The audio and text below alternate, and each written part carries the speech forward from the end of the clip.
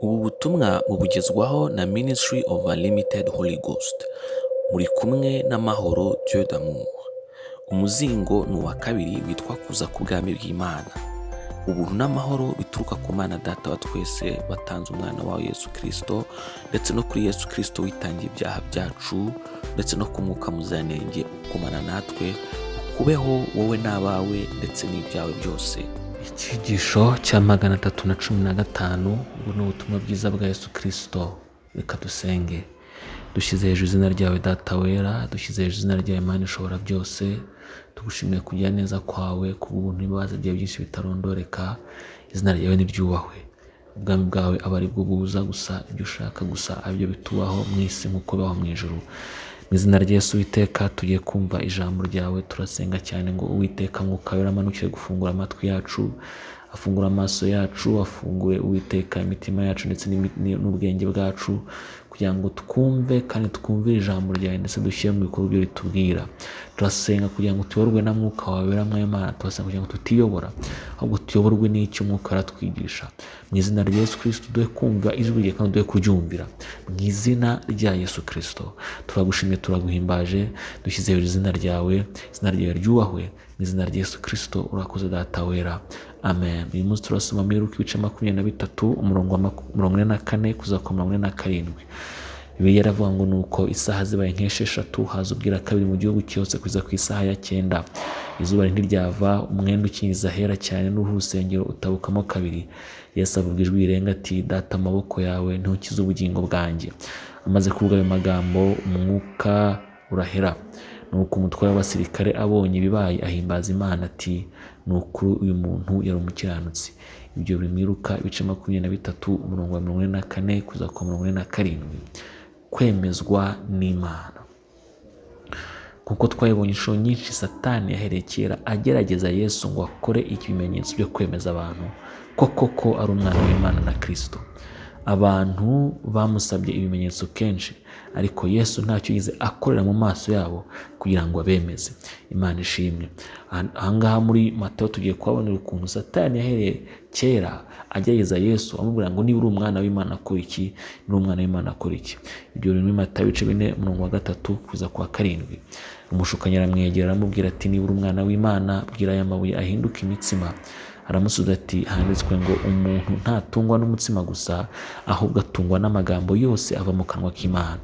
Maze umwanzi amujyana ku murwa wera, amuhagarika ku gasongero k'urusengero, aramubwira ati, niba uri umwana w'Imana ijugunye hasi, kuko handitswe ngo izagutegekera abamarayika bayo bakuramire mu maboko yabo udakubita ikirenge ku ibuye. Yesu aramusubiza ati, kandi handitswe ngo ntukagerageze Uwiteka Imana yawe. Ibyo biri muri Matayo ibice 4 umurongo wa 3 kuza ku wa 7. Tubona ko aha Yesu yari arimo kugeragezwa na Satani kugira ngo akoreshe ubutware bwe bwo mu mwuka bugaragariza abantu ko ari umwana w'Imana.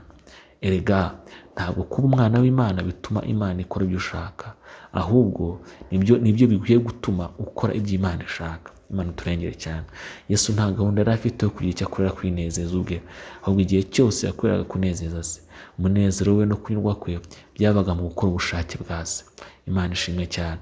Ibyo biri muri Yohana ibice 8 umurongo wa 28 kuza ku 29. Nuko Yesu arababwira ati, ubwo muzamanika umwana w'umuntu nibwo bazamenya ko ndi we, kandi ko ari ntacyo nkora ubwanjye, ahubwo yuko uko Data yanyigishije ariko mvuga. Kandi uwantumye turi kumwe ntiyansize jyenyine, kuko nkora ibyo ashima. Ibyo biri muri Yohana ibice 8 umurongo wa 28 kuza ku 29. Muri Yohana ibice 4 umurongo wa 34 ho haravuga ngo, Yesu arababwira ati, ibyo kurya byanjye ni ugukora ibyo uwantumye ashaka no kurangiza umurimo we. Satani amaze kumugeza inshuro nyinshi ngo arebe uko yamukura ku izima, byaramunaniye. Maze umwami Yesu apfira ku musaraba. Nuko Imana iragaragara, iramuhamya, maze yemeza abantu ko wapfuye atari umuntu buntu, ko ahubwo yari umwana wayo.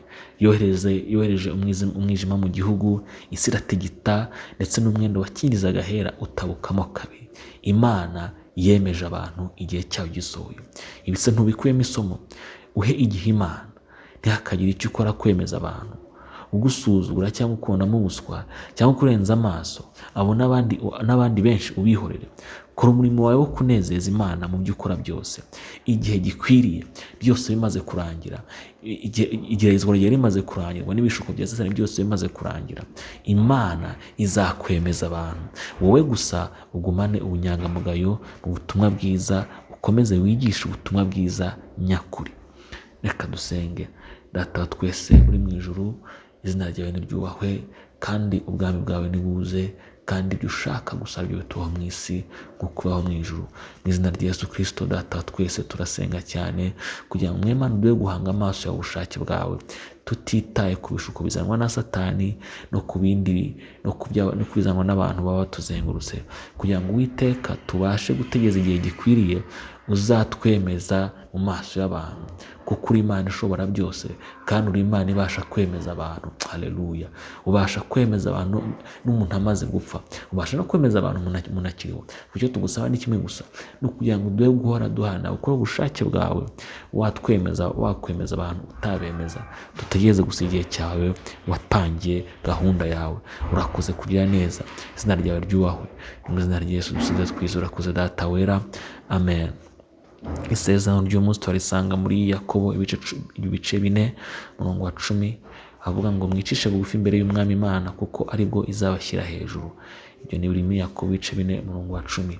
Imana iguha umugisha ko kwifatanya natwe, Uwiteka aguha umugisha wo kumvira ijambo ry'Imana.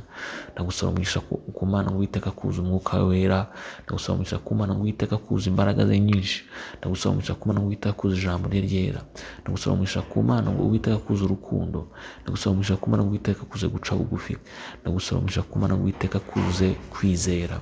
Mu izina rya Yesu Kristo, kuko kwiza kw'Imana kukubeho, imbaraga z'Imana zikubeho, ibyiza byose bitutse ku Mana bikubeho, ibintu byose byaba biri mu buzima bwawe bitaturutse ku Mana bitandukanywe nawe. Ubushake bw'Imana butware mu buzima bwawe, ubundi bushake butoro bw'Imana bwamagana mu buzima bwawe ntibukakubemo, ndetse rwose butandukanywe nawe burundu. Mu izina rya Yesu Kristo ndakwingira ku Mana ngo uyoborwe n'umwuka wera, kandi amatwi bafungukire kumva no kumva ijwi ry'umwuka wera. Imana iguha umugisha, Imana ibane nawe. Mu izina rya Yesu musabe nizeye. Amen. Ushobora kudusura kuri urubuga rwa Facebook cyangwa rwa YouTube ugasangiza inshuti n'umuryango wawe ijambo ry'Imana. Buri munsi haba hari icyigisho. Soma kandi wumve buri munsi ijambo ry'Imana bidashidikanywaho. Urabona uko kw'Imana mu buzima bwawe. Yesu aguha umugisha kubwo kubana natwe. Imbuga za internet wakoresha mu kudusura urazisanga munsi ya video. Ubutumwa butegurirwa na Ministry of Unlimited Holy Ghost, mwabugezwagaho na Mahoro Dieu d'Amour. Ubuntu n'amahoro bituruka ku Mwami Yesu Kristo bikomeze kubana namwe, kandi umwuka wera ababashije gukomeza gukora ubushake bw'Imana mu buzima bwanyu bwa buri munsi. Amen.